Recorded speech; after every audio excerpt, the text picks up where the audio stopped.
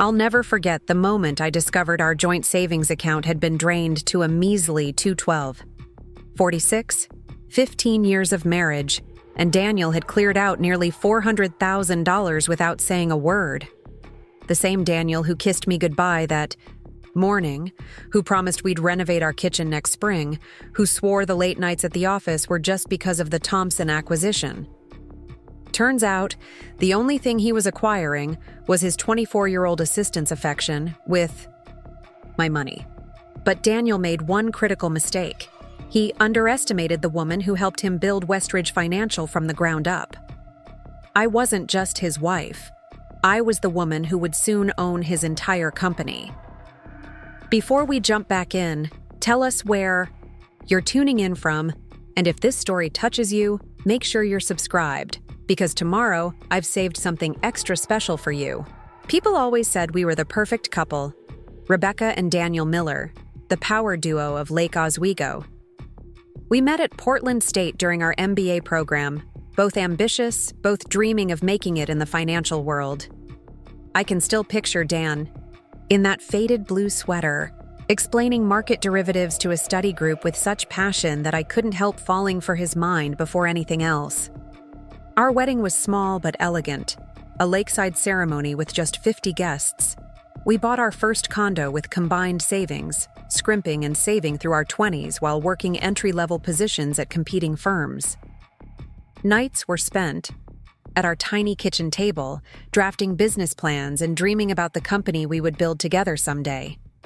Westridge Financial Consultants was born in our spare bedroom. I handled client acquisition and relationship management while Dan focused on investment strategies.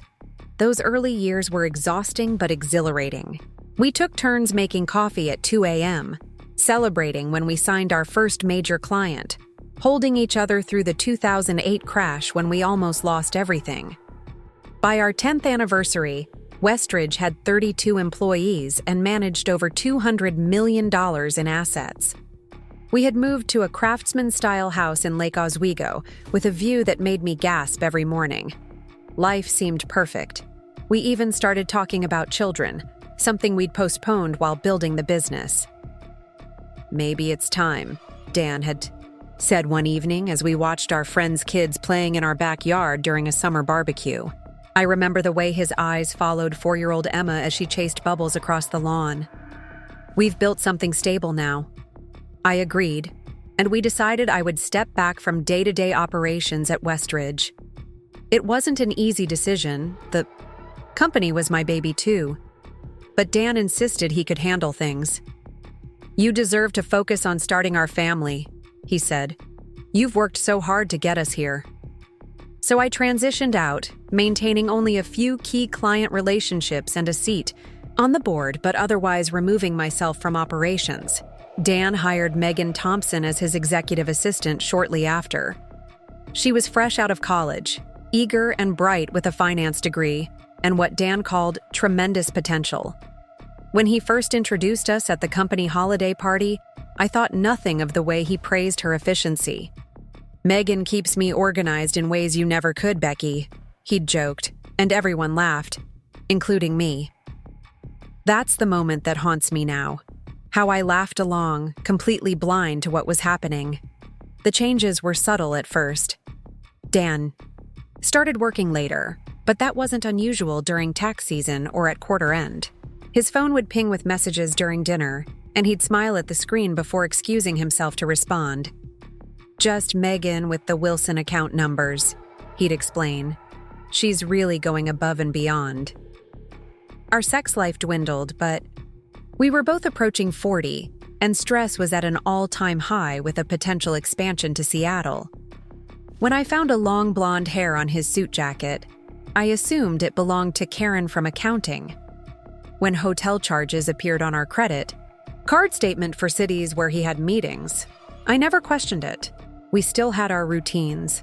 Sunday brunches at Evergreen Coffee where we'd share the crossword puzzle. Monthly date nights at the Riverview restaurant where we'd reminisce about our early days. Couples therapy every other Thursday with Dr. Peterson, where Dan would hold my hand and say all the right things about work-life balance and keeping our connection strong. But then came the fertility treatments. 3 rounds of IVF, each more emotionally and physically draining than the last. Each failure felt like a personal shortcoming. Dan was supportive at first, holding me through the hormone-induced mood, swings, and disappointments. But by the 3rd unsuccessful attempt, something had changed. "Maybe we should take a break," he suggested after the doctor called with the negative results. "Focus on us for a while." I agreed, heartbroken but willing to regroup. That night, Dan held me and promised we would get through this together. "We're still a team, Becky. Nothing will ever change that." 2 weeks later, I decided to surprise him at work with lunch. It had been ages since I'd visited the office, and I thought it might be nice to see everyone. When I arrived, his assistant's desk was empty, and his office door was closed. I could hear muffled voices inside, one distinctly Dan's, the other feminine and punctuated with soft laughter. Lisa from HR spotted me and rushed over with an awkward hug. "Rebecca? What a surprise! Dan's in a, meeting right now." "That's fine," I said, holding up the takeout bags from his favorite Thai place. "I can wait." I sat in the reception area for 20 minutes before Megan emerged, smoothing her skirt and tucking a strand of blonde hair behind her ear. Her lipstick was slightly smudged. She startled when she saw me. "Mrs. Miller! I didn't know you were coming in today." Her cheeks flushed pink, and she couldn't quite meet my eyes. Dan appeared behind her, his tie loosened and shirt slightly untucked. The look of panic that flashed across his face when he saw me was brief but unmistakable. "Becky, what a surprise!" He kissed my cheek, the same rehearsed peck he'd given me every morning for the past year. "You should have texted." I managed a smile. "Thought I'd surprise you with lunch, but if you're busy, no, come in." He ushered me into his office, closing the door behind us. Megan and I were just going over the Thomson acquisition. I noticed a smudge of lipstick on his collar, the same shade that had been on Megan's lips. But I said nothing. Instead, I unpacked the pad thai and asked about his morning meetings. We ate, and he talked about market projections and client portfolios, while I nodded and pretended that my world wasn't slowly fracturing beneath me. I didn't confront him then. I needed to be sure. I needed evidence. So I started paying attention, really paying attention to the details I'd been overlooking. The late-night texts, the weekend emergencies at the office, the declining balance in our savings that Dan attributed to reinvesting in the business. Then came the Thursday when Dan said he needed to cancel therapy because of a client dinner. I nodded understanding, kissed him goodbye, and then called Dr. Peterson to reschedule. Her receptionist sounded confused. "Dr. Peterson doesn't have the Millers on her calendar today. You canceled your sessions 3 months ago." That afternoon, I logged into our joint accounts, something I hadn't done in months since Dan had taken over managing our finances to reduce my stress during fertility treatments. I expected to see some questionable charges, maybe a few fancy dinners or hotel rooms. What I didn't expect was to find our primary savings account nearly empty. $400,000 gone. The money we'd saved for a bigger house once we had children. The money that represented 15 years of hard work and sacrifice. The missing money wasn't an accounting error. I called our bank immediately, hands trembling as I navigated the automated system. When I finally reached a customer service representative named Monica, I struggled to keep my voice steady. "I'm seeing several large withdrawals from our joint savings account over the past few months. I didn't authorize these." Monica pulled up our transaction history. "Yes, Mrs. Miller, I see those withdrawals. They were all made in person at our Lake Oswego branch using a debit card and proper identification." Her voice softened. "The account requires only one signature for withdrawals. Your husband presented his ID each time." Each word felt like a knife twisting in my chest. Can you tell me more about these transfers to an external account? That's an account at First Pacific Credit Union, Monica replied after a pause. It appears to be a joint account between Daniel Miller and Megan Thomson. A joint account. My husband had opened a joint account with his assistant. The room began to spin, and I gripped the edge of my desk to steady myself. I thanked Monica and hung up, then immediately called Jennifer Adams, my oldest friend and a successful divorce attorney. Don't confront him yet, Jen advised after I poured out the whole ugly story. Document everything. Get copies of all financial records. We need to understand the full picture before you make any moves. That night, I smiled through dinner as Dan talked about his day, mentioning a business trip to San Francisco next week. The Thomson acquisition is finally coming together, he said, reaching for my hand across the table. All our hard work is paying off. Our hard work. The phrase echoed in my mind as I squeezed his hand. The same hands that had systematically drained our savings to lavish gifts on a woman 15 years his junior. Preparing and narrating this story took us a lot of time, so if you are enjoying it, subscribe to our channel. It means a lot to us. Now back to the story. That's wonderful, I replied. When do you leave? Monday morning, just for 3 days. I nodded, already planning my next moves. The moment Dan left for his trip, I sprang into action. I took the spare key to his home office, a room I rarely entered anymore out of respect for his workspace, and began a methodical search. The evidence was shockingly easy to find. Credit card statements showing dinners and hotel stays in Portland on nights he was supposedly working late. Receipts for jewelry and weekend getaways to the coast. A lease agreement for an apartment in the Pearl District under both his and Megan's names, dated 4 months earlier. The most devastating discovery came in a small velvet box tucked away in his desk drawer. Inside was a princess-cut diamond ring far more extravagant than the modest engagement ring he'd given me when we were struggling graduate students. The receipt was folded beneath it, $47,000 from Tiffany & Co. My hand shook as I photographed everything, careful to return each item exactly where I'd found it. Then I called Jennifer again. It's worse than we thought, I told her, my voice hollow as I described what I'd found. He's planning to leave me. Come to my office tomorrow, Jen replied. Bring everything you've gathered. And Rebecca? I'm so sorry. You don't deserve this. That night was the longest of my life. I lay awake beside Dan, studying the face of the man I'd loved for almost 2 decades, trying to reconcile it with the stranger who had betrayed me so completely. How had I missed the signs? When had he stopped loving me? Or had it all been a lie from the beginning? Morning couldn't come fast enough. I kissed Dan goodbye as he left for his business trip, fighting the urge to scream the truth in his face.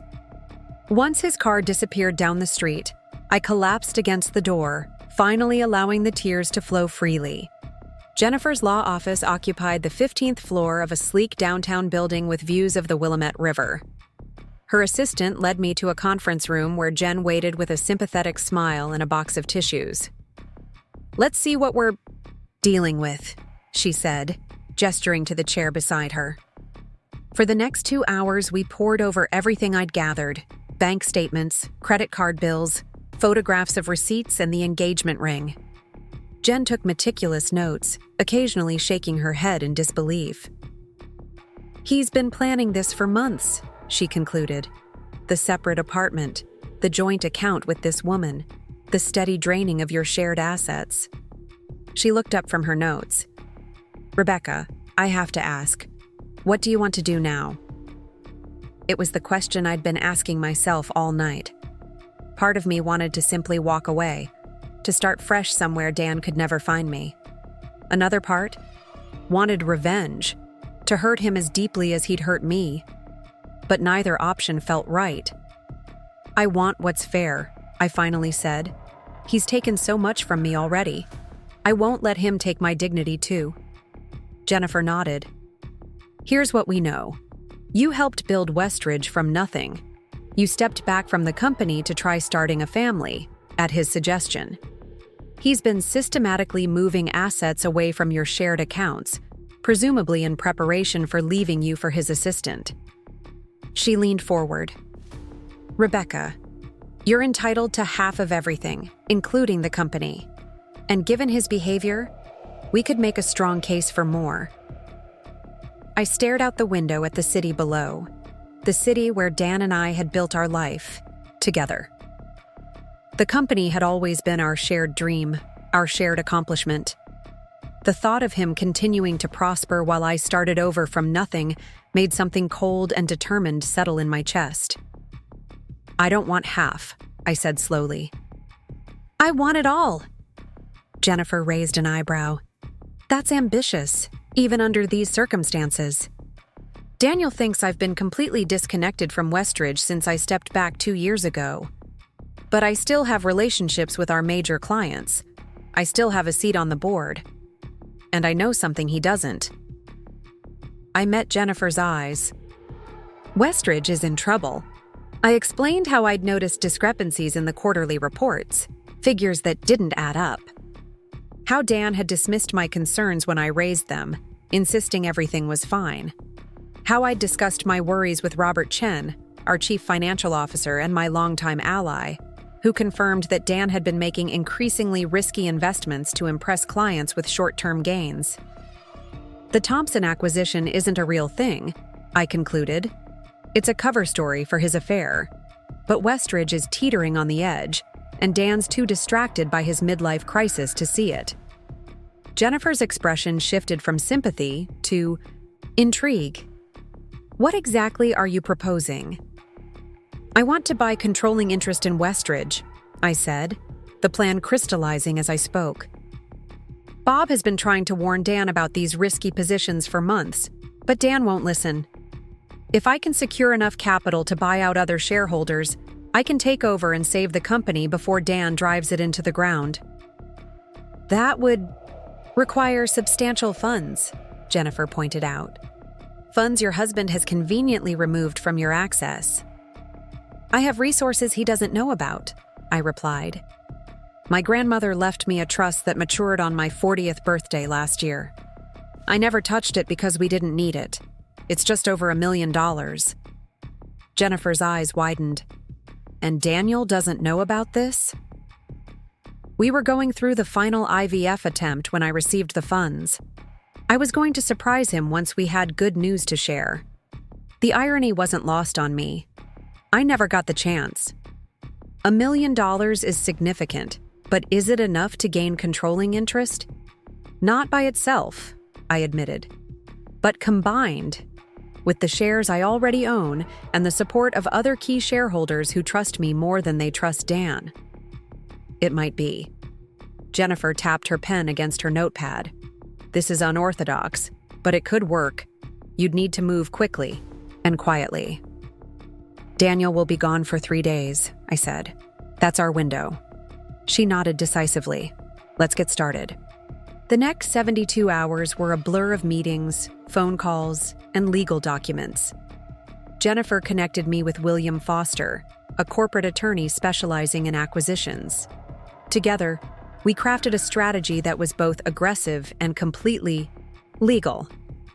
First, I called Bob Chen and asked to meet urgently. Over coffee at a quiet cafe far from our usual haunts, I laid everything on the table, both Dan's betrayal and my plan to save Westridge. I've been trying to get through to him for months, Bob sighed, running a hand through his silver hair. These investment strategies are too volatile. We could lose everything if the market shifts even slightly. Will you help me? I asked. I need your expertise and your shares. Bob had been with us since the beginning. He'd watched Daniel and me build the company from scratch, had stood beside us through every triumph and setback. Now, he looked at me with unwavering loyalty. What do you need me to do? With Bob's guidance, I approached 3 other key shareholders. Lisa from Human Resources, who owned 5%. Marcus Jefferson, our first major client who had invested in the company early on. And Tara Wilson, our operations director who had been increasingly sidelined by Dan's new management structure, the one that conveniently gave Megan more authority than her experience warranted. Each meeting followed a similar pattern. I shared evidence of Dan's personal misconduct only as necessary to explain the urgency of my actions. Then I focused on the business case. Westridge was in danger due to Dan's risky investment strategies and distracted leadership. I had the capital and the plan to right the ship before it was too late. I'm offering to buy your shares at 15% above current market value, I told each of them. It's a good deal financially, but more importantly, it's the best chance to save the company we've all worked so hard to build. One by one, they agreed. By the end of day 2, I had secured commitments for enough shares to claim 48% of the company. Combined. With my existing 10%, I would hold a controlling interest of 58%. While Jennifer and Bill finalized the purchase agreements, I focused on the next phase, securing our client base. I spent hours on the phone with our top 20 clients, most of whom I had personal relationships with from the early days. I was honest, but diplomatic, explaining that Westridge was undergoing a management restructuring to ensure more conservative investment strategies moving forward. I'll be taking a more active role again, I told them, and I'd value the opportunity to meet with you personally next week to discuss your portfolio. 19 of the 20 expressed relief. Many admitted they'd been concerned about recent performance and Dan's increasingly erratic communication. By the end of those calls, I was confident that our client base would remain stable through the transition. On the morning of the third day, just hours before Dan was scheduled to return, we executed the share purchases simultaneously. The money transferred from my trust account to the shareholders, and ownership of Westridge Financial Consultants shifted decisively into my control. Jennifer called with confirmation just after noon. "It's done," she said simply. "You now own 58% of Westridge. Congratulations, CEO Miller." I felt no triumph, only a hollow sense of necessity. This hadn't been about revenge or greed. It had been about survival, my own and the company's. Bob arrived at my house an hour later with a bottle of champagne and the company bylaws. "We need to call an emergency board meeting," he explained as we reviewed the procedures. "As majority shareholder, you have the authority to remove Daniel as CEO and appoint yourself or anyone else to the position." I nodded, scanning the document. "Schedule it for tomorrow morning at 9. Don't tell Daniel it's happening." "What about tonight?" Bob asked gently. "When he comes home?" I looked around at the house Daniel and I had shared, at the photographs of our life together that now seemed like artifacts from a stranger's existence. "I won't be here," I said. "I've booked a suite at the Nines downtown. Jennifer thinks it's best if I'm not alone with him when he finds out." Bob squeezed my shoulder. "You're doing the right thing, Rebecca. For yourself and for Westridge." After he left, I packed a suitcase with enough clothes for a week, along with important documents and irreplaceable mementos. I took one last walk through the house, allowing myself to remember the good times, the dinner parties with friends, Sunday mornings reading in the sunroom, planning our future family in the empty bedroom upstairs. Then I wrote a note and left it on the kitchen counter. "I know everything.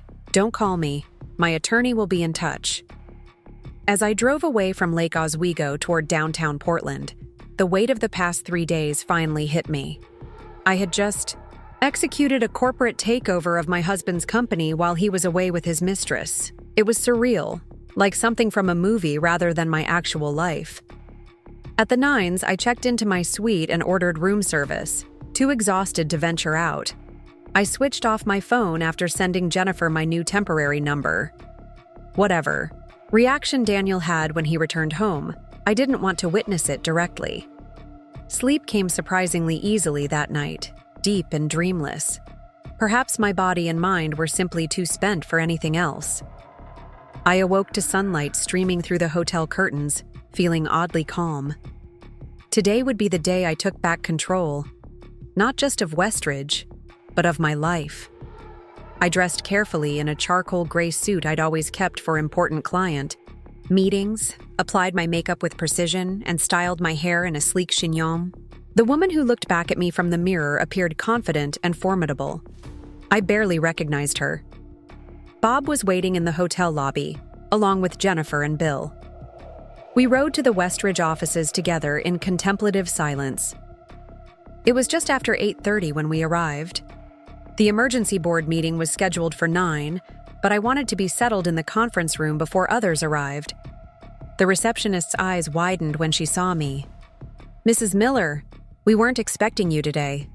"Good morning, Tracy," I replied warmly. "We have a board meeting in the conference room. Could you make sure we have coffee and water, please?" Tracy nodded, clearly confused but professional as always. "Of course. And will Mr. Miller be joining you? He just arrived a few minutes ago." My heart stuttered. Dan wasn't supposed to be here yet. He'd texted last night saying his flight was delayed and he wouldn't be back until this afternoon. Another lie, apparently. "Yes," I said, keeping my voice steady. "Mr. Miller will be attending." The four of us continued to the large conference room at the end of the hall. Through the glass walls, I could see other board members already gathering. Tara from operations, 2 of our investor representatives, and our company counsel. And then I saw him, Daniel, standing at the head of the table where he always positioned himself, talking animatedly with one of the investors. Beside him stood Megan, taking notes on a tablet. They both looked tanned and rested from their business. Rip. For a moment, I faltered. 3 days ago, the sight of them together would have devastated me. Now I felt only a cold resolve. Bob touched my elbow gently. "Ready?" I nodded, straightened my shoulders, and walked into the room that would shortly become the stage for the final act of my marriage and the first chapter of my new life. Conversation stopped abruptly as we entered. Dan's expression shifted from confusion to wariness as he registered Jennifer and Bill's presence. "Rebecca, what is this?" He glanced at his watch. "I don't have a board meeting on my calendar." "That's because I called it," I replied, walking to the opposite end of the table from where he stood. "As majority shareholder of Westridge Financial Consultants, I've convened this emergency session to address some urgent governance matters." Dan's face went slack with shock. Beside him, Megan paled. "What are you talking about?" he demanded. "You don't have majority shares." Bill Foster stepped forward, placing a leather portfolio on the table. "Mr. Miller, as of 4 p.m. yesterday, your wife acquired controlling interest in this company through the legal purchase of shares from several existing shareholders. The paperwork has been filed and recorded. This meeting is being conducted in accordance with company bylaws." Dan's eyes darted around the room, landing on the faces of those who had sold their shares to me. Understanding dawned, followed quickly by betrayal, and then anger. "This is ridiculous," he sputtered. "I'm the CEO. You can't just—" "Actually, she can," Jennifer interjected calmly. "And that brings us to the first item on today's agenda." She nodded to me. I opened the folder in front of me, voice surprisingly steady as I addressed the room. As my first act as majority shareholder, I moved to remove Daniel Miller from the position of Chief Executive Officer, effective immediately. Tara seconded the motion without hesitation. The vote was quick and decisive, 7 in favor, 1 opposed, Daniel himself, who appeared too stunned to fully comprehend what was happening. "Motion carried," I announced. "Daniel Miller is hereby removed as CEO of Westridge Financial Consultants." Dan slammed his palm on the table. "This is insane. You have no right. We built this company together, but I've been running it for years. While I was undergoing fertility treatments?" I finished quietly. "Treatments that failed while you were busy spending our savings on your assistant?" A heavy silence fell over the room. Megan's face flushed crimson, and she stared fixedly at her tablet. "That's not relevant to this meeting," Dan hissed. "You're right," I agreed. It's relevant to the divorce proceedings my attorney will be initiating this afternoon. What is relevant to this meeting is that under your leadership, Westridge has taken increasingly risky positions that threaten the long-term stability of this company and the financial security of our clients. I nodded to Bob, who distributed packets detailing the problematic investment strategies and their potential consequences. The board members flipped through the pages, expressions growing more concerned with each turn. These are the same concerns I've been raising for months, Bob confirmed, which have been consistently dismissed. Dan's face contorted with rage. You went behind my back, he spat. All of you. After everything I've done for this company. For all of you. The second item on today's agenda, I continued as if he hadn't spoken, is the appointment of a new chief executive officer. I held the room in silence for several seconds, feeling the weight of every gaze. Daniel's face had turned an alarming shade of red, his knuckles white as he gripped the edge of the conference table. Megan had taken a small step back, as if trying to physically distance herself from the unfolding disaster. The other board members waited with a mixture of anticipation and discomfort. I nominate Robert Chen for the position of interim CEO, I said finally. Several eyebrows shot up in surprise, including Bob's. This wasn't what we had discussed. Rebecca, Bob began. I raised a hand slightly. Bob has the financial expertise to address our immediate investment concerns, and the institutional knowledge to stabilize client relationships during this transition. I will be taking an active role as chairwoman of the board, but Westridge needs experienced day-to-day leadership while we implement necessary changes. Tara quickly seconded the nomination. We proceeded to the vote. 7 in favor, 1 abstention. Daniel, who seemed to have moved from rage to shock. Motion carried, I announced. Robert Chen is appointed interim CEO of Westridge Financial Consultants, effective immediately. Bob nodded solemnly, accepting the responsibility. I could see the question in his eyes, but this wasn't the time to explain. I had my reasons for not taking the CEO position myself, reasons that went beyond preventing Daniel from accusing me of orchestrating this takeover for personal gain. The third and final item on today's agenda, I continued, concerns operational changes effective immediately. I distributed another set of documents prepared by Bill Foster's team. These directives realign reporting structures and implement temporary protocols for financial approvals. All investment decisions above $100,000 will require dual authorization, from the CEO and chairwoman until further notice. Daniel shot to his feet.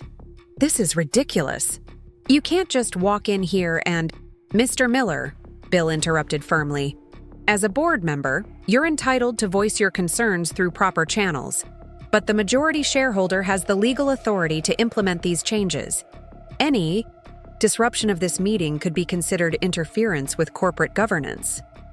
Daniel's mouth opened and closed several times before he managed to speak again. This isn't over, he said, his voice dangerously low. He pointed at me. You think you've won? You have no idea what you've done. I met his gaze steadily. I know exactly what I've done, and what you've done. I turned to the rest of the board. Thank you all for your time this morning. Bob, would you please schedule department meetings throughout the day to communicate these changes to the staff? I'll join you for as many as possible. As the meeting adjourned, I gathered my papers with deliberate calm, though my hands wanted to tremble. Jennifer squeezed my arm supportively. You did brilliantly, she whispered. Daniel stormed out, Megan trailing uncertainly behind him.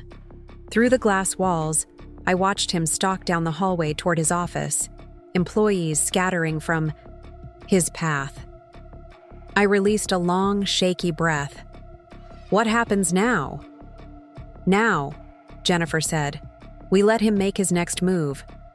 But whatever it is, we're ready. Bob approached as the other board members filed out.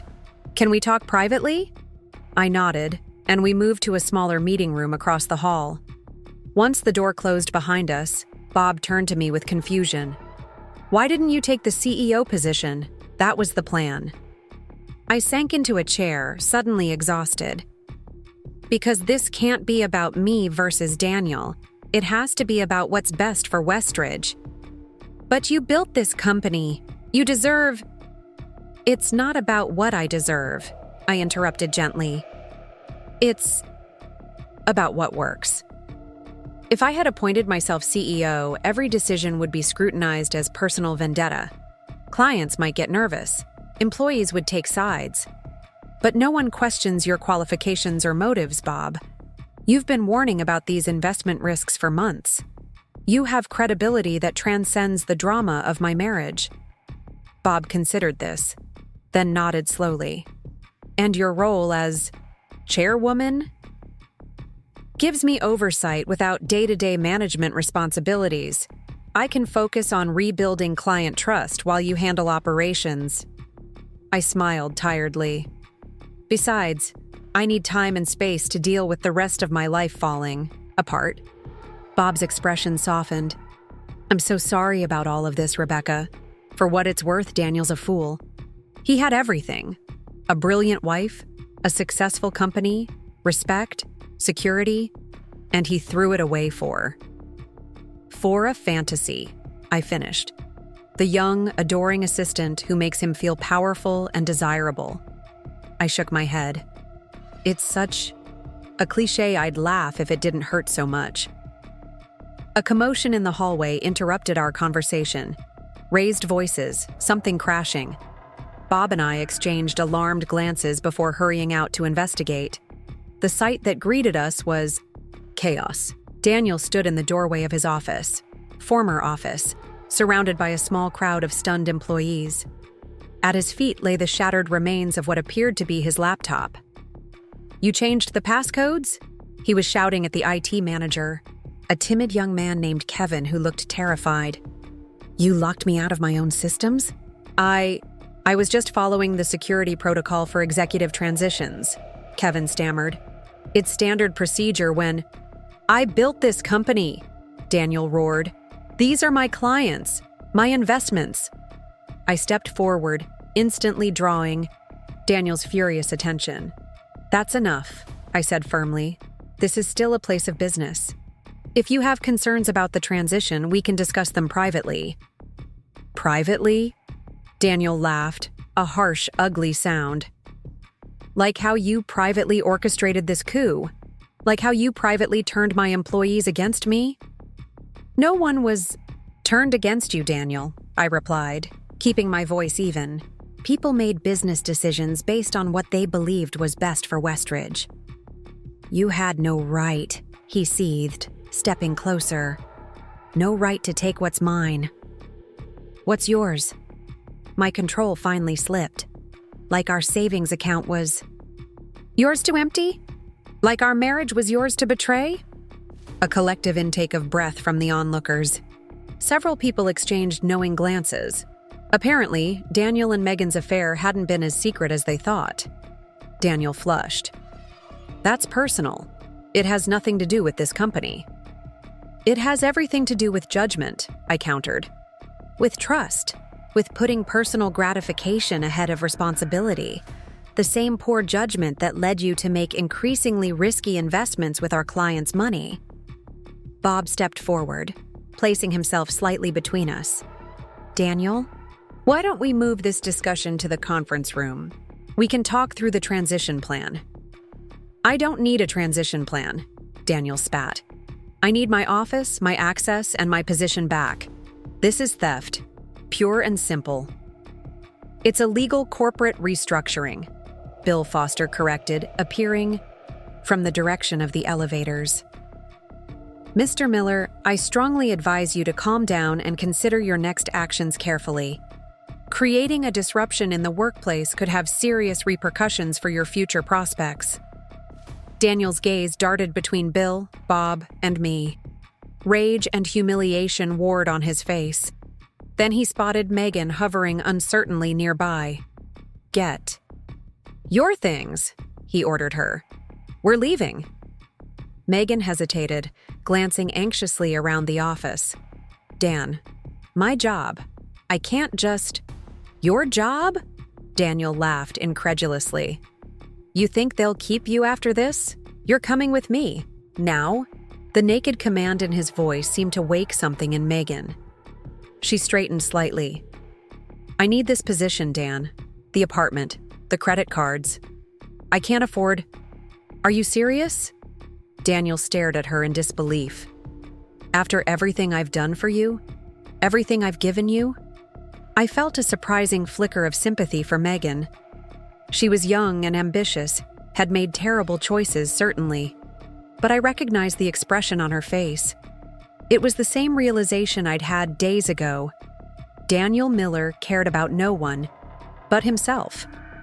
Ms. Thomson, I said, drawing her startled gaze, your employment status will be determined through proper channels and appropriate review. In the meantime, you're expected to continue your duties under the new reporting structure outlined in this morning's meeting. Daniel looked as if I'd slapped him. You're keeping her? That decision isn't up to me directly, I replied. But Westridge doesn't terminate employees without cause and proper procedure. What I didn't say was that I'd already discussed Megan's situation with Bob and HR. She would be reassigned to a different department, away from any financial decision-making, and placed on a performance improvement plan.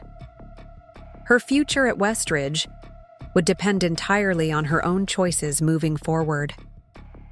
Daniel looked from Megan to me, betrayal etched in every line of his face. Without another word, he turned and stormed toward the elevator, shoving past a delivery man carrying a large floral arrangement. The silence that followed his departure was deafening. Employees stood frozen, uncertain whether to return to work or wait for further drama. All right, everyone, Bob called out with artificial cheer. Exciting morning, but we have clients to serve. Department meetings will be held throughout the day to discuss recent changes. In the meantime, please continue your normal responsibilities. Gradually, people dispersed, though whispers and glances followed me as Bob and I made our way back to the conference room. Jennifer and Bill were waiting for us. Well, that could have gone worse, Jennifer observed dryly. How? I asked, collapsing into a chair. He could have gotten violent, Bill pointed out. I've seen similar situations escalate quickly. I shuddered at the thought. The Daniel I married had never been violent, but the man who just left wasn't the same person. I no longer knew what he was capable of. What's our next step? I asked. Legally, we file the divorce petition this afternoon, Jennifer replied. Given the circumstances and evidence, we'll request an emergency hearing regarding assets. And for Westridge, Bob added, we need to contact our top clients immediately, preferably in person. They need to hear about the management changes from us before Daniel reaches out to them. I nodded, trying to focus on the practical tasks ahead rather than the emotional hurricane raging inside me. I'll start making calls right away. The rest of the day passed in a blur of meetings, explanations, and reassurances. Bob and I met with each department, explaining the leadership changes in straightforward terms, emphasizing stability and commitment to client service. I avoided mentioning Daniel's personal conduct, focusing instead on the company's future direction. By late afternoon, I'd spoken with 15 of our 20 largest clients. Most expressed surprise but not alarm, especially when I explained that I would be taking a more active role again. Several admitted they'd been concerned about recent investment recommendations from Daniel. Frankly, Rebecca, I was considering moving my portfolio elsewhere, Martin Abernathy, one of our original clients, confessed. Some of the strategies Dan proposed last month seemed unnecessarily aggressive for someone in my position. I understand completely, I assured him. That's exactly why these changes were necessary. We're returning to the more balanced approach that built our reputation in the first place. Throughout these conversations, I maintained a calm, professional demeanor that felt entirely disconnected from my inner turmoil. It was as if I'd split into two people, CEO Rebecca handling business with competence and clarity, while the private Rebecca struggled to process the complete dismantling of her life. At 6:30, I finally left the office, too exhausted to continue. Bob had insisted on staying to handle a few remaining client calls, promising to update me in the morning. Jennifer had already filed the divorce petition and secured a temporary freeze on our remaining joint assets.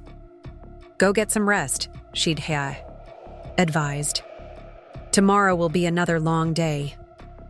I returned to my hotel suite, kicked off my heels, and poured myself a generous glass of Cabernet from the minibar. Only then, in the privacy of that anonymous room, did I allow myself to feel the full impact of what had happened. My marriage was over. The future I'd planned, the children, the growing old together, the shared accomplishments, had evaporated like morning mist. I hadn't just lost my husband. I'd lost the story of my life as I'd understood it. 15 years reduced to lies and betrayal. I curled up on the sofa by the window, watching the city lights emerge as dusk settled over Portland. My phone buzzed with a text from Daniel, the first direct communication since he'd stormed out of Westridge. "You'll regret this. I'll make sure of it. No apology, no explanation, just threats." I switched off my phone without responding and let the tears come at last. The next morning arrived with unwelcome brightness. I'd barely slept, but the responsibilities of my new role didn't allow for self-pity. I showered, dressed in another powerful suit, and headed back to Westridge for round 2. Bob met me in the lobby, offering a coffee and a sympathetic smile. "How are you holding up?" "I'm functioning," I replied, which was the most honest answer I could give. "What's on the agenda today?" "Good news and challenges," he said, as we rode the elevator. "The good news is that all clients are staying put for now. They're cautiously optimistic about our new direction." "And the challenges?" Bob's expression darkened. "Daniel's been busy. He's contacted several key clients, claiming he was forced out in a hostile takeover and suggesting our investment strategies are too conservative to meet their growth targets." My stomach tightened. "Has anyone been swayed?" "Not yet, but he's persistent, and there's more." Bob hesitated. "He's meeting with venture capital firms about starting a new financial consulting company, potentially targeting our client base." I'd expected this move, but the confirmation still stung. "He doesn't have a non-compete clause, does he?" Bobby shook his head. "You both established the company. It never seemed necessary." The elevator doors opened to reveal Tara waiting for us, her expression grave. "You need to see this," she said, handing me a tablet open to a financial news website. The headline made my blood run cold. "Financial sector rocked by scandal. Westridge CEO ousted in wife's revenge plot." I skimmed the article with growing horror. It painted Daniel as the brilliant financial mind behind Westridge's success, unfairly pushed out by his vindictive wife after personal differences. There were quotes from Daniel about his concerns for client portfolios under the new leadership, and vague references to his plans to continue serving clients with the excellence they deserve. This is... I struggled to find words. "Character? Assassination," Tara finished grimly. "And it gets worse. He's given interviews to 3 local business publications and is scheduled for a segment on KGW's business report tomorrow morning." I handed the tablet back, mind racing. "He's trying to control the narrative. And damage Westridge in the process," Bob added. "If clients believe we're unstable or that our investment strategies are driven by personal vendettas rather than sound financial principles." "We need to respond," Tara urged. "Issue a statement, at minimum." I shook my head slowly. No. Responding directly just validates his framing. This becomes a he said, she said divorce drama, which is exactly what he wants. I took a deep breath, thinking quickly. We need to change the conversation entirely. Bob looked confused. "How?" A plan was forming in my mind, risky but potentially game-changing. We show rather than tell. We demonstrate that Westridge is stronger, more stable, and more client-focused than ever. Over the next hour, I outlined my strategy to Bob, Tara, and our communications director, Michael. It was ambitious. A complete transparency initiative revealing our new investment, philosophy, risk management protocols, and client communication standards. We would publish a white paper detailing the specific risks we'd identified in current market conditions and our balanced approach to navigating them. This isn't about Daniel or me, I explained. It's about establishing Westridge as the adult in the room, focused on clients while others focus on drama. Michael nodded slowly. It's unconventional, but I like it. While other firms operate behind closed doors, we're opening ours. It positions us as industry leaders rather than participants in a scandal. Exactly, I agreed. And we fast-track the rollout of that client portal we've been developing, the one that gives real-time visibility into portfolio performance and decision-making. Bob looked concerned. That's still in beta testing. We plan to launch it next quarter. Accelerate it.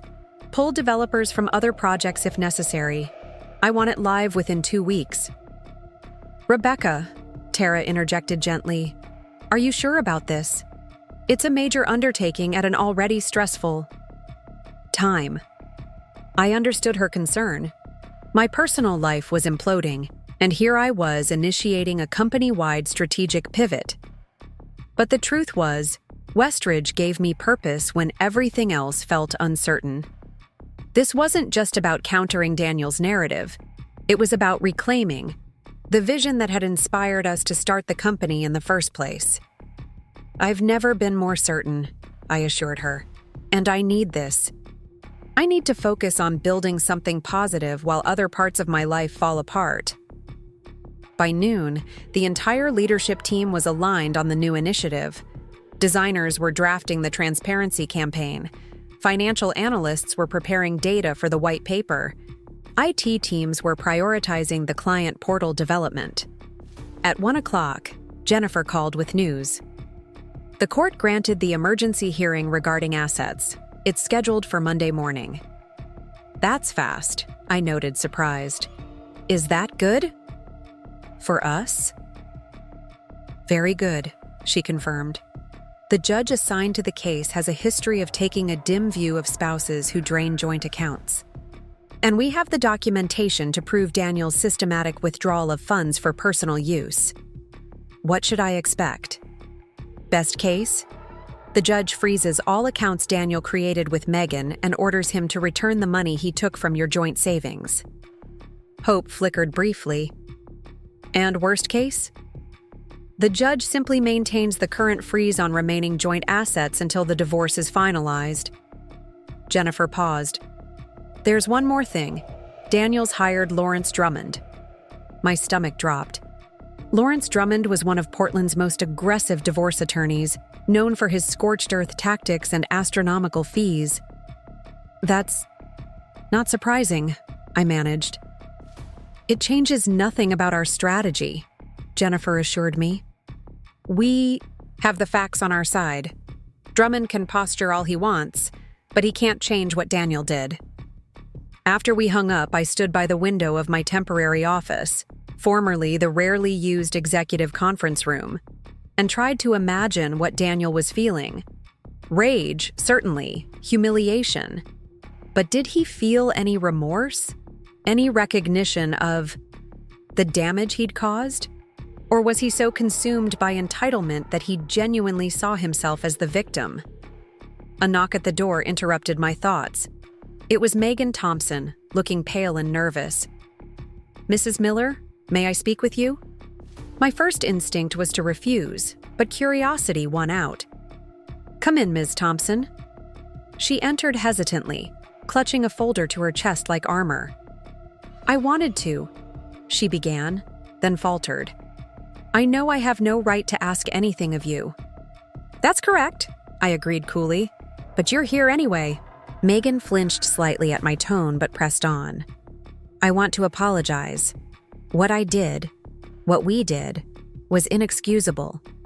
I'm not asking for forgiveness. I just need you to know that I understand the harm I caused. I studied her face, searching for manipulation or calculation. I found only apprehension and what appeared to be genuine regret. Why are you telling me this? She took a deep breath. Because I want to make amends, to whatever extent possible. She placed the folder on my desk. These are copies of text messages, emails, and records of gifts Daniel gave me. There's also documentation of how he instructed me to set up accounts and move money. She met my eyes directly for the first time. It might be useful for your legal proceedings. I stared at the folder without touching it. Why would you do this? Because he lied to me too. Megan's voice hardened slightly. He said you were separated, that you'd agreed to divorce but were keeping up appearances, that you were only interested in his money, not him. A bitter laugh escaped me. And you believed that? I wanted to, she admitted. It made what we were doing seem less horrible. She gestured to the folder. When I saw the statements from your joint account, I started having doubts. The amounts he was withdrawing, the timing. It didn't match what he'd told me about your agreement. And yet you continued the affair. Megan looked down. Yes, I have no excuse. I finally opened the folder, skimming its contents. It was exactly what she'd described. A damning collection of evidence showing Daniel's calculated deception. This would strengthen our case considerably. Why are you really doing this? I asked, closing the folder. The truth. Megan hesitated, then seemed to make a decision. Yesterday, after he left the office, Daniel changed. When I questioned him about my job, about the apartment, practical concerns, he became cold. Said I was ungrateful after everything he'd invested in me. Her voice caught. It made me realize I was never a partner to him. I was an acquisition, a trophy, just like the company was. The insight surprised me, not because it was profound, but because it so perfectly articulated what had taken me years to recognize about the man I'd married. Daniel didn't love people. He possessed them. What do you want, Ms. Thomson? I asked directly. Nothing from you, she replied. I've already spoken with HR about a transfer to investor relations. I understand I'll be on probation and subject to performance review. That's fair. She gestured to the folder. That information is yours, regardless of what happens with my employment. I considered her for a long moment.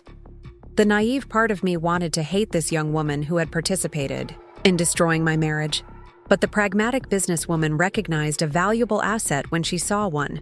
Someone who understood Daniel's methods and mindset, who had evidence that could protect Westridge from whatever he planned next. Your transfer to investor relations is approved, I said finally. You'll report directly to Michael Chen in communications. You'll have no access to financial systems or client accounts. One misstep, and your employment ends immediately. Is that clear?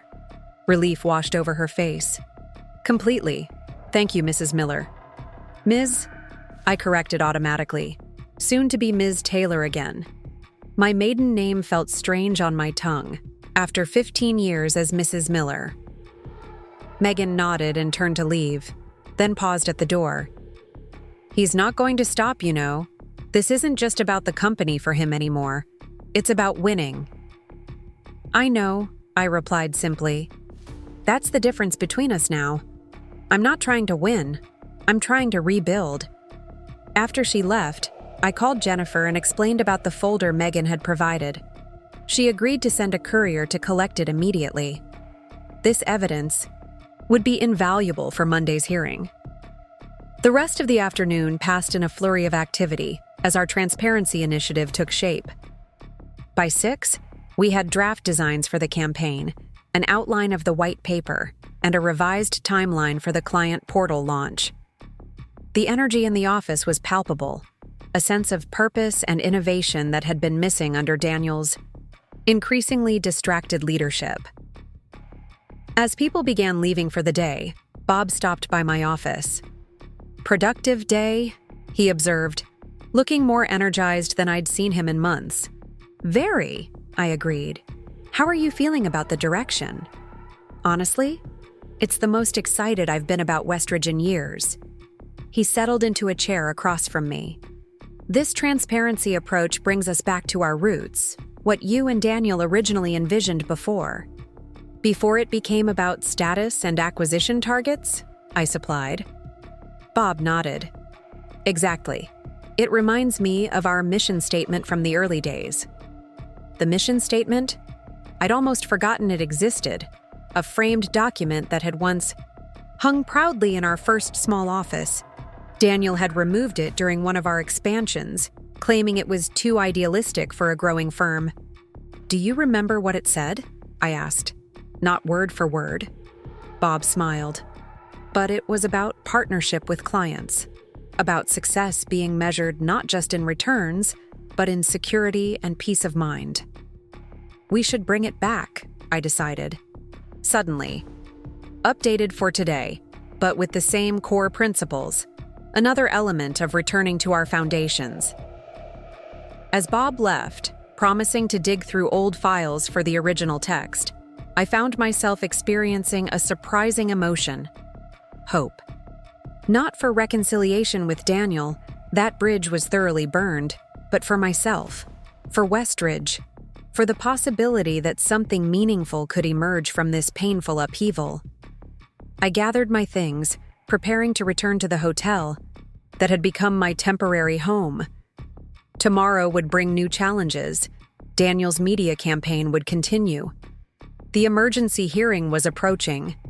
The transparency initiative needed refinement. But for the first time since discovering the empty savings account, I felt something beyond survival mode. A sense that I was moving toward something, not just away from disaster.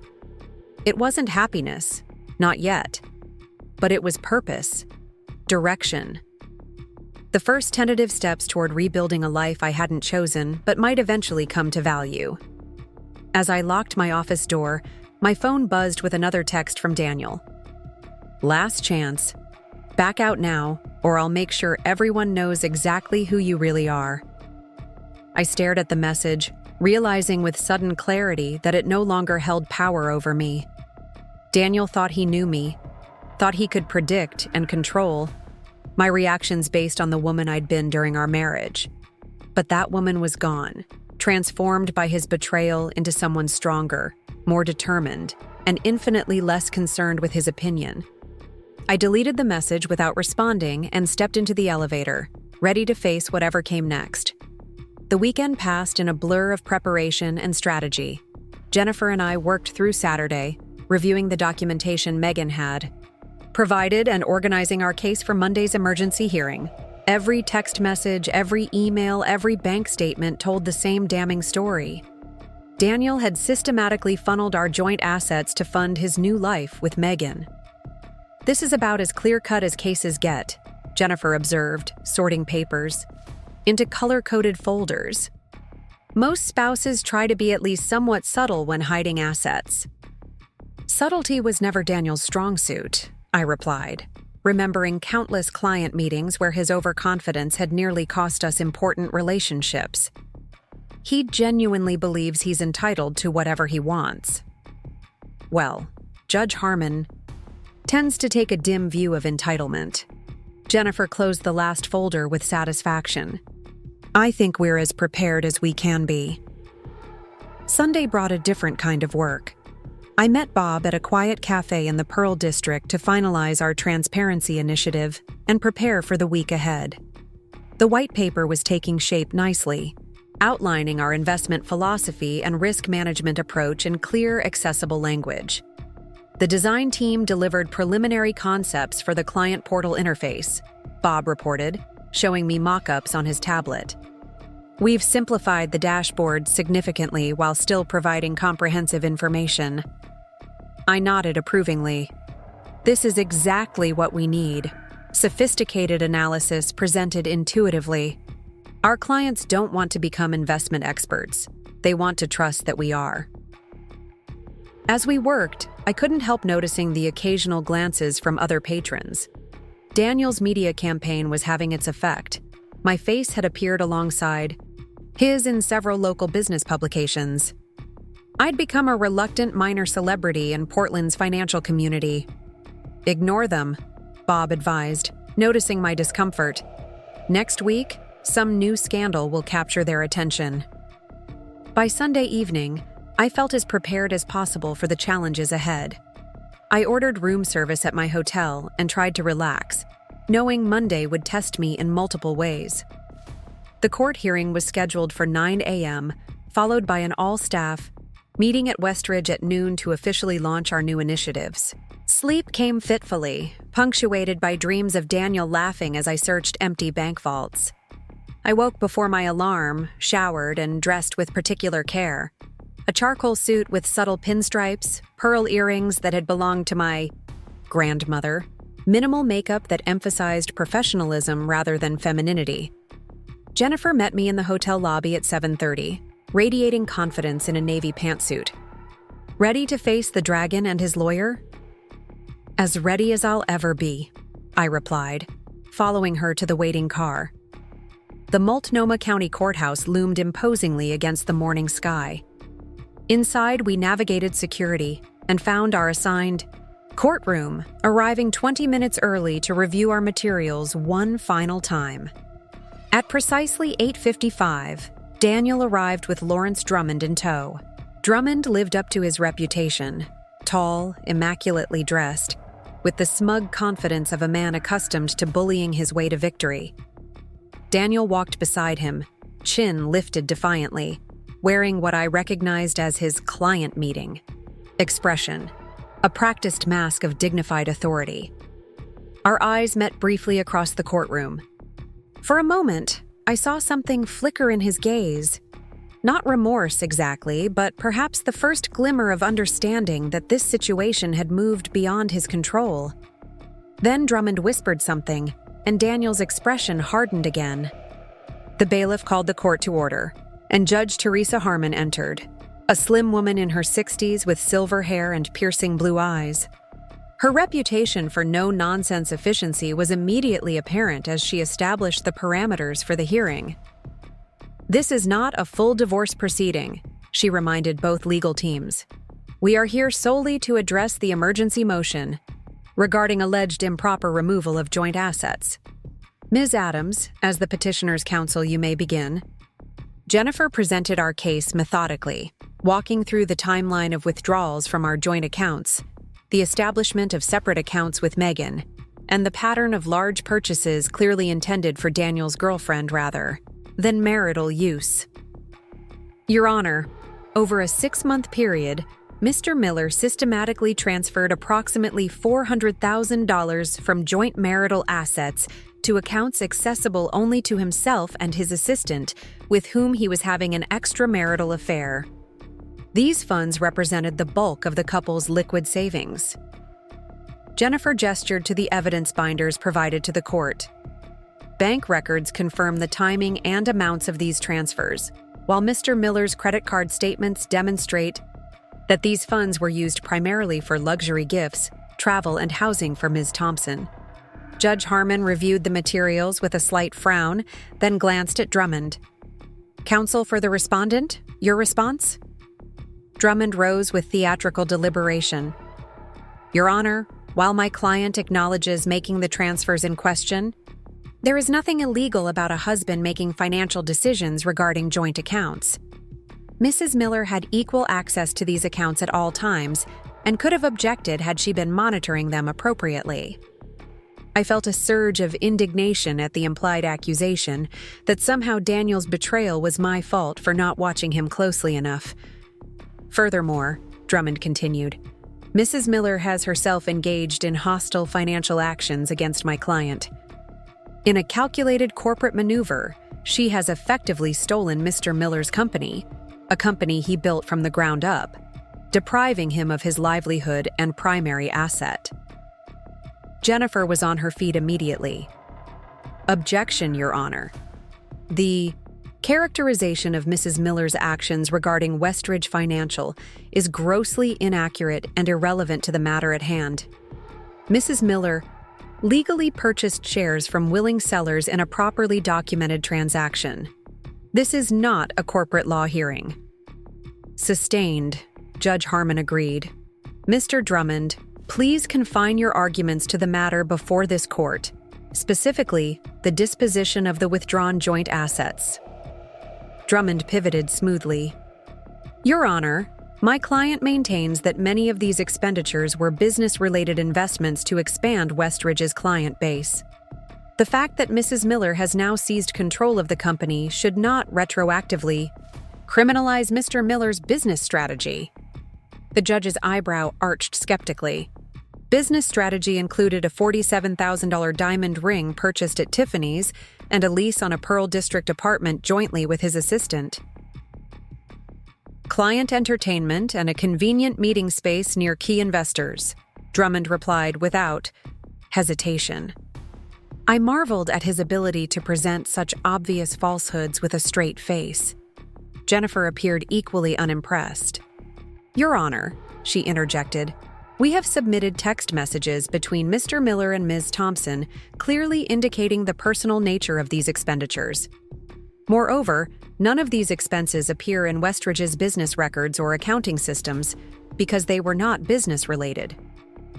The next hour passed in similar fashion, Drummond attempting increasingly creative explanations for Daniel's spending, while Jennifer methodically dismantled each one with documentary evidence. Throughout, Daniel maintained an expression of aggrieved dignity, occasionally shaking his head as if astonished by the unfairness of it all. Finally, Judge Harmon held up a hand. "I've heard enough. This court finds that Mr. Miller improperly diverted substantial joint marital assets for personal use without the knowledge or consent of his spouse. These actions constitute dissipation of marital property under Oregon law." I felt a wave of relief as she continued. "Therefore, I am ordering the immediate freezing of all accounts established by Mr. Miller at First Pacific Credit Union, including the joint account with Megan Thomson. Additionally, Mr. Miller is ordered to return $400,000 to a court-supervised escrow account within 30 days. These funds will remain frozen until final division of assets in the divorce proceedings." Drummond began to protest, but Judge Harmon cut him off. "Mr. Drummond, your client's actions show clear intent to deprive his spouse of her rightful share of marital assets. Be grateful I'm not referring this matter for criminal investigation." She glanced at her watch. "Court is adjourned until the scheduled divorce hearing." As we gathered our materials, I stole a glance at Daniel. For the first time since this ordeal began, he looked genuinely shaken. The reality was finally sinking in. He couldn't charm or bluster his way out of this situation. There would be actual consequences for his actions. "Round one to us," Jennifer murmured as we exited the courtroom. "You handled that beautifully, Rebecca." "I barely said anything," I pointed out. "Exactly. You let the evidence speak for itself. No dramatics, no recriminations, just facts." Outside, reporters waited on the courthouse steps, alerted by Daniel's media campaign that something newsworthy might be happening. I braced myself as microphones thrust toward us. "Mrs. Miller, is it true you orchestrated a hostile takeover of your husband's company?" "Rebecca, how do you respond to allegations that this is all revenge for your husband's affair?" Jennifer stepped slightly in front of me. "My client has no comment at this time, except to note that today's court ruling speaks for itself. Thank you." We pushed through the crowd toward our waiting car. Just before reaching it, I heard Daniel's voice behind me. "Rebecca, this isn't over, not by a long shot." I turned to see him standing at the top of the courthouse steps, Drummond whispering urgently in his ear. Daniel shook him off, his face flushed with anger. "You think you've won? You've got the company? You've got the money? What else do you want from me?" The reporters swiveled toward this unexpected drama, cameras flashing. In that moment, I realized I had a choice. I could engage, could throw his betrayal back in his face publicly, could feed the narrative of warring spouses that he'd started. Or I could be something else entirely. I stepped away from the car and faced him calmly. Daniel, I don't want anything from you. I never did. What I wanted was a partner who honored his commitments and told the truth. I met his gaze steadily. I'm sorry you couldn't be that person. Before he could respond, I slipped into the car and closed the door, leaving him speechless on the courthouse steps. Jennifer settled beside me, eyebrows raised. That wasn't exactly no comment. No, I agreed, watching Daniel through the window as we pulled away. But it was the truth. And maybe that's what I needed, to say the truth out loud, just once. We drove directly to Westridge, where Bob was waiting anxiously in the lobby. How did it go? The judge froze the accounts and ordered Daniel to return the money, Jennifer reported. Bob grinned. Perfect timing. The staff meeting starts in 30 minutes. You'll walk in with this win under your belt. I hadn't considered that angle, but he was right. The court ruling provided external validation of my narrative just as we prepared to unveil our new direction to the entire company. The all-staff meeting was scheduled in our largest conference room, which could barely accommodate Westridge's 68 employees. As I entered, conversations hushed briefly before resuming with increased energy. I caught fragments. Court, hearing, ordered him to repay, transparency initiative, and realized news traveled fast. Bob called the meeting to order precisely at noon. Thank you all for being here. As you know, Westridge has undergone significant changes in recent days. Today, we're excited to share a new vision that builds on our founding principles while preparing us for future growth. He introduced me with warmth and respect. As I took his place at the front of the room, I felt an unexpected sense of homecoming. These were my people, many of whom I'd hired personally in the early days of Westridge. They deserved honesty about where we stood and where we were headed. First, I want to address the elephant in the room, I began. Yes, there have been leadership changes. Yes, Daniel and I are divorcing. And yes, there are legitimate business reasons underlying these transitions that have nothing to do with our personal situation. I outlined the risky investment strategies that had concerned our executive team, the pattern of prioritizing short-term gains over client security, and the growing distance between our practices and our founding principles. Westridge was built on a simple premise, that our clients' financial well-being matters more than our quarterly revenue targets. Somewhere along the way, those priorities became inverted. Heads nodded throughout the room. Many employees, particularly those who'd been with us longest, had expressed similar concerns privately. Today, we're announcing a comprehensive transparency initiative designed to realign our practices with our principles. I gestured to the presentation screen, where Michael triggered our new campaign materials. This isn't just a marketing strategy, it's a fundamental shift in how we operate. For the next 40 minutes, our leadership team detailed the transparency initiative, the accelerated client portal launch, and the white paper that would position Westridge as a thought leader in responsible wealth management. Questions from staff were thoughtful and engaged, ranging from implementation logistics to potential client reactions.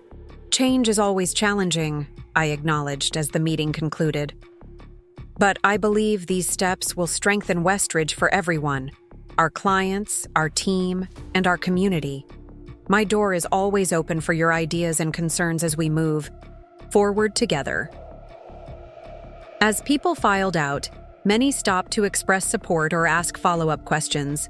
The energy felt different, purposeful and united in a way that had been missing under Daniel's increasingly distracted leadership. Tara lingered after the others had left. That was precisely what people needed to hear, she said. Clear direction without drama. You're good at this, Rebecca. At what? Crisis management? At leadership, she corrected. You always were. That's why letting Daniel take full control was such a waste of your talent. Her words caught me off guard. I'd never framed my step back from Westridge as anything but a mutual decision based on our plans for a family. But had I surrendered too much in the process? Had I allowed Daniel's ego to overshadow my own contributions and capabilities? The afternoon brought a flurry of activity as teams began implementing the initiatives we'd announced. I moved between meetings, providing guidance, and making decisions with a confidence that surprised me. This version of myself, decisive, strategic, uncompromising on core values, felt both new and strangely familiar, like rediscovering a forgotten skill. By evening, we'd finalized the press release announcing our transparency initiative, scheduled interviews with key financial publications, and established working groups for each major component of the rollout. The day's victories, both in court and at Westridge, had created momentum that energized everyone involved. As I prepared to leave for the hotel, Bob appeared in my doorway. "I found something you might want to see." He handed me a framed document, the glass dusty from storage. It was in the archive room. Our original mission statement. The paper had yellowed slightly, but the words remained clear. Westridge Financial exists to build partnerships based on trust, to create security through wisdom rather than complexity, and to measure success by the peace of mind we provide as well as the returns we generate. I traced the signatures at the bottom, mine and Daniel's, side by side in the optimism of our early 30s. We meant every word back then. "I know you did," Bob said quietly. "And now you have the chance to make it real again." I placed the frame on my desk, where it would remind me daily of our founding purpose. "Thank you for finding this." "There's something else." Bob hesitated. "Daniel called the office about an hour ago. He was agitated, demanded to speak with several key clients. When reception refused to put him through, he threatened to come here in person." I sighed, my moment of nostalgia evaporating. "Did he actually show up?" "No, but security is on alert, just in case." Bob looked concerned. "Jennifer thinks you should consider a restraining order." "Let's not escalate unnecessarily," I replied, though the suggestion planted a seed of worry. I'd never known Daniel to be violent, but his recent behavior was increasingly unpredictable. "I'll discuss it with her tomorrow." That night in my hotel room, I found myself doing something I hadn't done in years, creating a vision board. It was an exercise my mother had taught me when I was young, a way to crystallize dreams into tangible images. Using the hotel stationery and magazines from the lobby, I sketched and pasted together a collage representing the future I now wanted for myself. There was Westridge, of course, represented by graphs trending upward and handshakes symbolizing trust. But there were also images I wouldn't have included a month ago. A small house by the coast, far simpler than the Lake Oswego mansion Daniel had insisted we needed. Books and journals, representing the writing I'd abandoned when work and fertility treatments consumed my life. A group of diverse women, suggesting the mentorship program for female financial advisors I'd always wanted to establish. Notably, absent were the traditional markers of success that had dominated our shared vision. Luxury cars, vacation properties, country club memberships. Looking at the completed board, I realized how much of our dream had actually been Daniel's, adopted by me through the gradual erosion of my own desires. "Who are you, Rebecca Taylor?" I asked my reflection in the bathroom mirror, using my maiden name deliberately. The woman who looked back seemed simultaneously familiar and foreign, the face I'd always known, but with an expression of determination I hadn't seen in years. The next morning brought news that shifted our plans once again. Jennifer called, as I was getting ready for work. Daniel missed the KGW interview. The producer said he canceled by email late last night, citing unforeseen circumstances. "That's unexpected," I said, puzzled by this uncharacteristic retreat from public attention. "There's more," Jennifer continued. "Lawrence Drummond called me an hour ago. He's requested a settlement conference, wants to discuss terms for an uncontested divorce." I nearly dropped my coffee cup. What changed? He wouldn't say specifically, just that Daniel is reassessing his priorities and wants to resolve matters quickly. Suspicion immediately followed surprise. Daniel never surrendered a fight. It wasn't in his nature. This feels like a trap. Possibly, Jennifer acknowledged. Or possibly the court order to return $400,000 hit harder than we anticipated. Either way, I told Drummond we'd consider a conference after they provide a detailed financial disclosure and preliminary settlement offer. Good. We negotiate. From strength, not convenience. At Westridge, the day unfolded with focused intensity. Our press release had generated significant interest, with journalists requesting interviews and clients calling for more details about the transparency initiative. The developers reported progress on the client portal, estimating we could launch a beta version in just 10 days, ahead of our accelerated schedule. By mid-afternoon, I was deep in a planning session with our investment committee when Tracy appeared at the door. "Rebecca, there's a delivery for you at reception. They need your signature." I excused myself, expecting documents from Jennifer. Instead, I found a florist holding an enormous arrangement of white lilies, my favorite flower, though I hadn't received them in years. "Rebecca Miller?" the delivery man confirmed. "Yes," I replied automatically, though the name no longer felt quite right.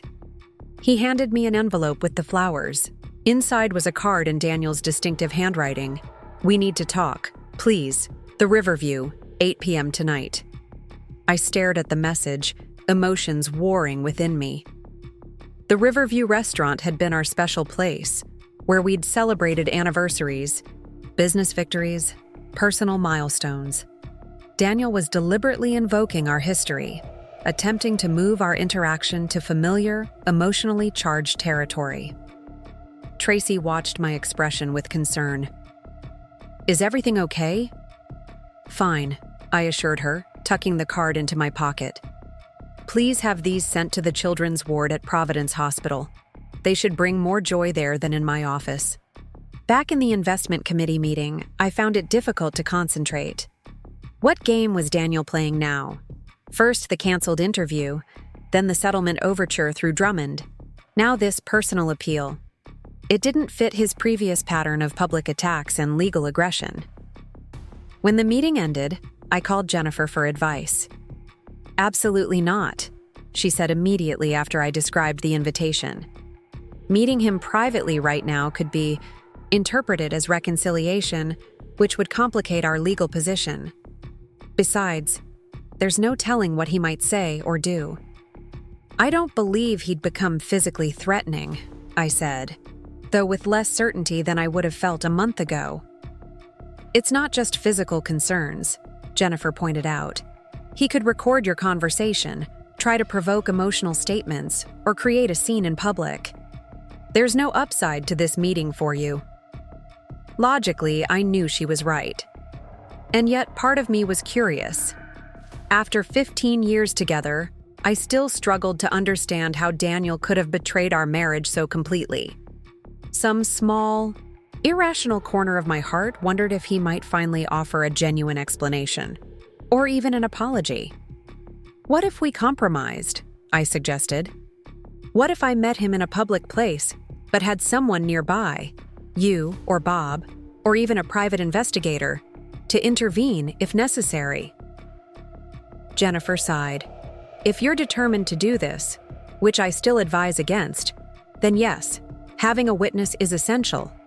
But not at the Riverview. Choose neutral territory, preferably somewhere less intimate and with good security." We settled on the lobby bar of the Nines where I was staying. It offered the protection of hotel security cameras and staff, plus the convenience of simply taking an elevator to my room afterward. Jennifer arranged for a female private investigator named Sasha to be seated nearby, monitoring the interaction. At 7:30 that evening, I was more nervous than I'd been before the court hearing. I changed outfits 3 times, unsure what message I wanted to send with my appearance. Too formal might suggest I was treating this as a business negotiation. Too casual might imply a comfort level I didn't feel. I finally settled on dark jeans, a silk blouse, and a structured blazer, put together but not trying too hard. I wore minimal jewelry and applied just enough makeup to look polished. My hair remained in its professional chignon. The overall effect was of someone approachable but not vulnerable. The lobby bar was busy but not crowded when I arrived at 7:50. I spotted Sasha immediately, recognizable from Jennifer's description. Mid-40s, pixie haircut, reading glasses, perched on her nose as she pretended to review documents at a corner table. She gave me the slightest nod of acknowledgement as I selected a high-top table near the center of the room, where any conversation would necessarily remain at appropriate volume. Daniel arrived precisely at 8, punctual as always. He'd lost weight since I'd last seen him up close, and dark circles shadowed his eyes. His usual confidence seemed dimmed, his shoulders slightly hunched beneath his expensive suit jacket. "Rebecca," he said, voice hoarse with what might have been emotion or simply fatigue. "Thank you for coming." "You wanted to talk," I replied neutrally. "I'm listening." He gestured to the chair across from me. "May I sit?" I nodded, watching as he settled himself and signaled a server. "Macallan 18, neat," he ordered, then glanced at me. "Still Chardonnay?" "Just sparkling water," I declined. I needed full clarity for whatever was coming. An awkward silence fell between us. Daniel fidgeted with his watch, a nervous habit I recognized from early in our relationship, before success had cemented his self-assurance. "You look well," he finally offered. "Daniel, why am I here?" He exhaled slowly. "I've been doing a lot of thinking since the court hearing.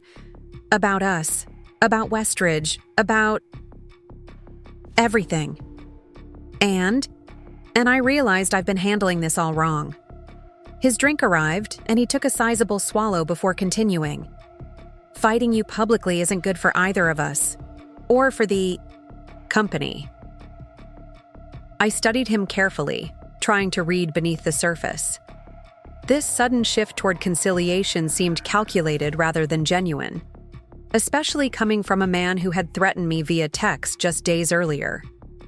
"So Drummond's call to Jennifer was your idea," I confirmed. He nodded. "I instructed him to initiate settlement talks. I think we can resolve this privately without more courtroom drama." "What exactly are you proposing?" Daniel leaned forward, intently. "A clean break. You keep Westridge. Clearly, you've outmaneuvered me there. I'll return the money as ordered and surrender my remaining shares in exchange for a fair cash valuation." I raised an eyebrow. "And what do you consider fair?" "Market price as of the day before you acquired controlling interest." He named a figure that was reasonable but slightly aggressive. "That's negotiable," I conceded. "But what about the apartment lease with Megan, the ring, the other expenditures of marital assets?" A flash of the old Daniel, irritated at being questioned, crossed his face before he composed himself. "Those were gifts freely given. They're not recoverable." "They were marital assets improperly diverted," I corrected. "But we can address that in the formal settlement discussions." Daniel took another drink, longer this time. "There's something else I wanted to discuss, something more personal." I tensed slightly, unsure where this was heading. "Go on." "I know I hurt you," he said, his voice softening. "That was never my intention. Things with Megan, they just happened. I was feeling unappreciated, overlooked. The fertility treatments were stressful for both of us, And you seemed so focused on having a baby that I felt like I'd become secondary in your life. The familiar pattern of blame shifting almost made me laugh. Even now, attempting reconciliation, Daniel couldn't truly accept responsibility. It was the fertility treatment's fault, or my focus on children, or his feeling overlooked, never his own choices. "Daniel," I said quietly, "did you come here to apologize or to explain why your betrayal was actually my fault?" He flushed. "Things didn't go wrong, Daniel," I said, keeping my voice steady. "You made choices, repeatedly. Day after day for months, you chose to lie, to hide money, to betray our marriage. Those weren't accidents or misunderstandings." He had the decency to look away, fingers tightening around his glass. "I know. You're right." The simple admission caught me off guard. In 15 years, I'd rarely heard Daniel acknowledge being wrong about anything significant. "I was selfish," he continued before I could respond, "and arrogant. I convinced myself I deserved more, that the rules didn't apply to me." He met my eyes directly. "I'm sorry, Rebecca. Truly sorry for the pain I caused you." For a moment, I felt the dangerous pull of our history, the thousands of shared moments that create a marriage, the comfortable familiarity that's so hard to surrender even when betrayed. Part of me wanted to reach across the table, to offer forgiveness, to believe we could somehow salvage something from the wreckage. But then I remembered the empty bank account, the secret apartment, the engagement ring meant for another woman, the systematic lies told with perfect composure. And I recognized this conversation for what it was, not genuine remorse, but strategic repositioning. "Why now, Daniel?" I asked. "Why the sudden change from threatening me to apologizing?" He hesitated, clearly weighing his response. The court hearing was illuminating, seeing everything laid out so clearly, hearing the judge's assessment. It forced me to confront some uncomfortable truths. There was something he wasn't saying, something beyond the court ruling. I waited silently, knowing Daniel's discomfort with empty space in conversation would eventually push him to fill it. After a lengthy pause, he sighed heavily. "And there have been other developments. Megan and I, we're taking some time apart." There it was. "She left you." "She said she needs to focus on her career right now," he admitted, bitterness seeping into his tone. "Apparently, being associated with me has become professionally inconvenient." I fought the urge to point out the irony, that the young woman he'd chosen over me had ultimately chosen her own self-interest over him. Instead, I simply nodded. "I see." "It made me realize what I threw away," Daniel continued, reaching tentatively across the table. "We built something special together, Rebecca. Not just Westridge, but our life, our partnership." I drew my hand back before he could touch it. "Daniel, what exactly are you suggesting?" He swallowed visibly. "That maybe we've both acted hastily, that 15 years shouldn't end like this, that we could consider reconciliation." The word hung between us like a discordant note in a familiar melody.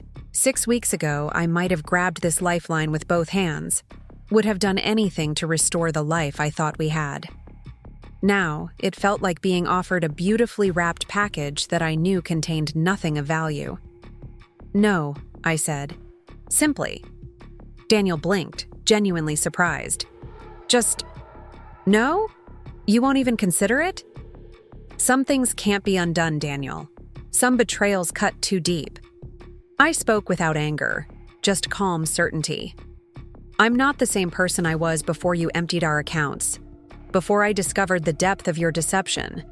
I can't go back to being that woman, and I wouldn't want to." "People make mistakes," he insisted. "Marriages survive affairs all the time." This wasn't just an affair. It was a systematic campaign to create a new life that excluded me, funded by resources we built together. I shook my head. And that's not even considering what you've done at Westridge. The risky investments, the client mismanagement. Daniel's expression hardened slightly. So that's what this is about? The company? No, it's about trust, about integrity, about who I want to be and the life I want to build. I gathered my purse, preparing to leave. I appreciate the apology, Daniel. I accept it. But reconciliation isn't possible.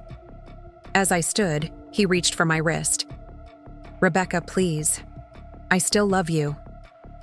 I gently but firmly removed his hand. Maybe you do in your way, but your version of love includes ownership and control. I need something different now. He watched me with an expression I couldn't quite decipher, sadness mixed with something that might have been dawning realization. This really is over, isn't it? Yes, I confirmed, but it doesn't have to end with more public battles. Your settlement offer is a starting point. Let's have our attorneys work through the details respectfully. Daniel nodded slowly. And Westridge?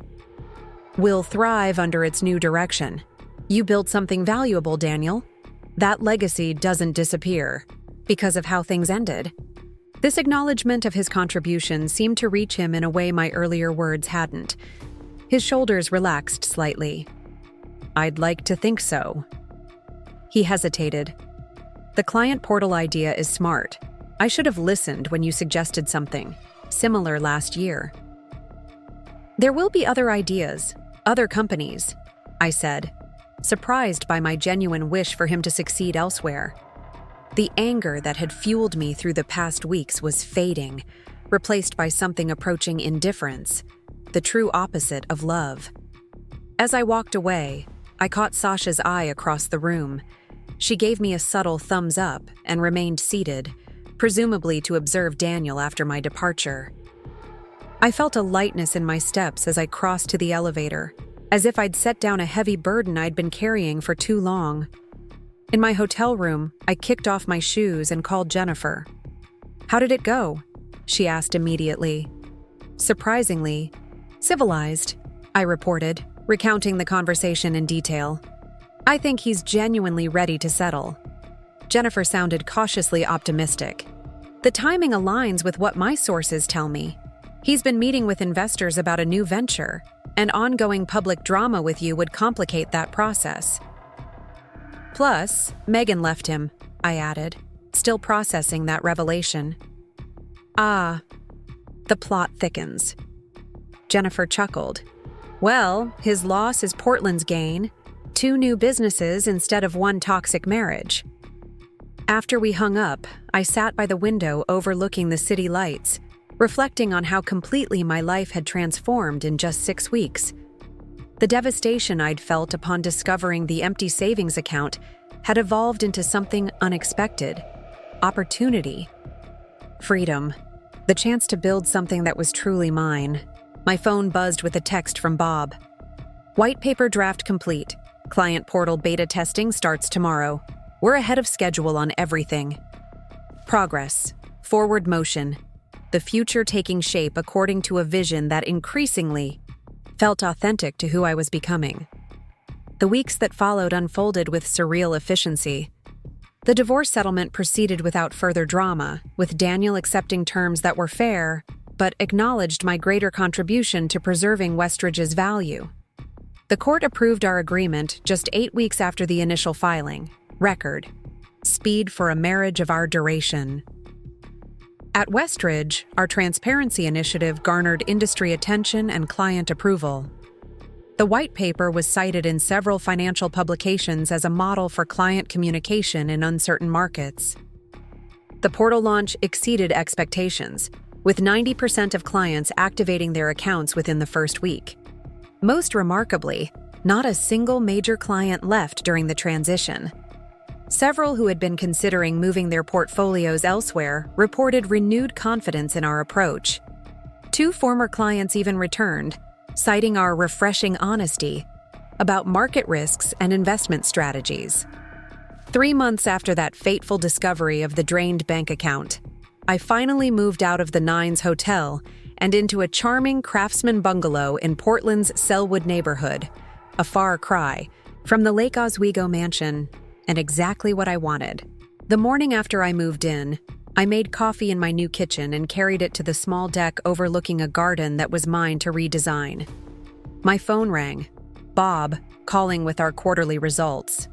"Rebecca, you need to see these numbers," he began excitedly. "We're up 17% over projections. Client retention is at 98%, and new account inquiries have doubled since last quarter." "That's incredible," I said, genuinely amazed. "The team has worked so hard." "It's your vision," Bob insisted. "You were right about everything. The transparency, the client portal, the return to our core values. People are responding." After we hung up, I sat quietly with my coffee, watching early autumn sunlight filter through maple leaves. Success felt different now, no longer measured by the size of my home or the exclusivity of my address, but by the alignment between my values and my daily life.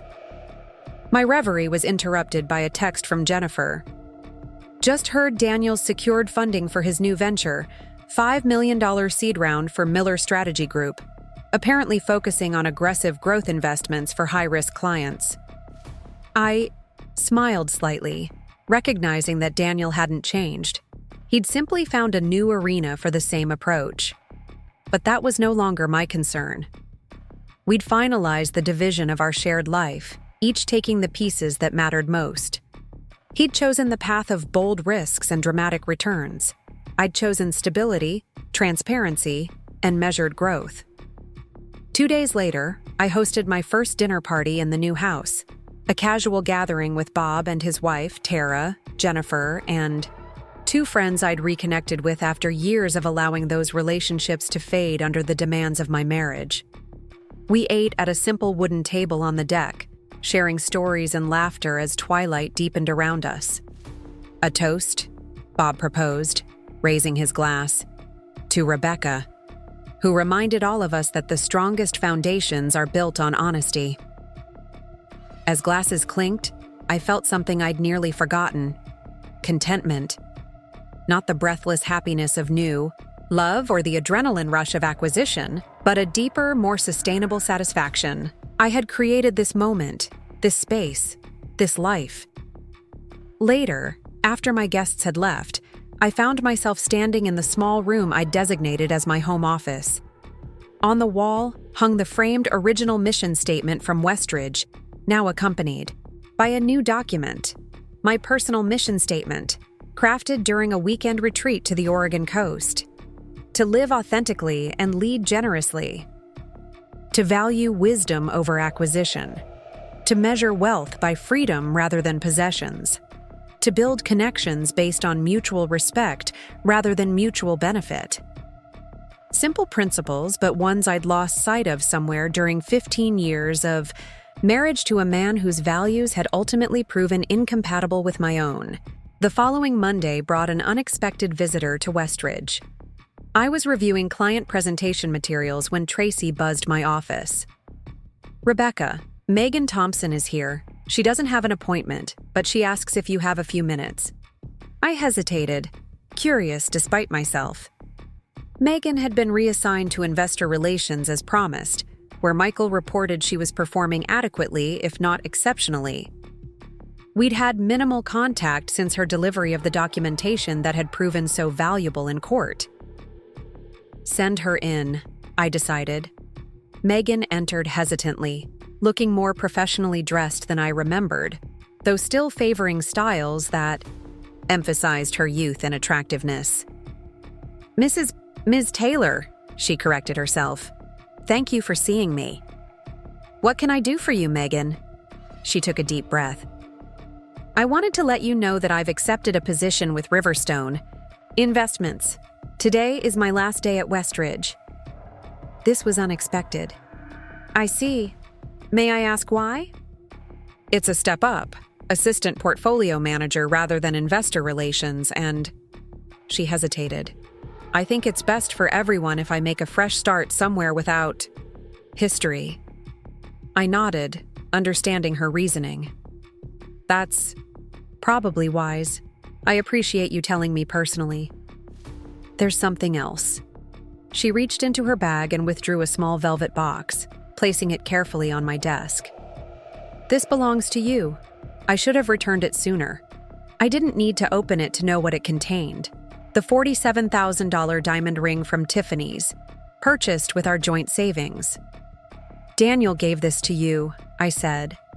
It's not mine. It was bought with your money, Megan insisted. And I can't keep it. It represents too many mistakes, too many lies. She met my eyes directly. I'm trying to rebuild my life with more integrity. I considered the box for a long moment, then pushed it back toward her. Sell it. Use the money for something meaningful. Education, a home down payment, a cause you believe in. Transform it into something positive. Surprise registered on her face. You'd do that? After everything? It's not about you, Megan. Or even about Daniel. I smiled slightly. It's about choosing what kind of person I want to be moving forward. After she left, I reflected on our brief exchange. There had been a time when I viewed Megan as the enemy, the destroyer of my marriage, the thief of my future. Now I recognized her as another imperfect human, navigating her own path toward better choices. The transformation in my perspective was perhaps the most significant change of all. 6 months ago, I defined myself primarily as Daniel's wife and Westridge's supportive co-founder.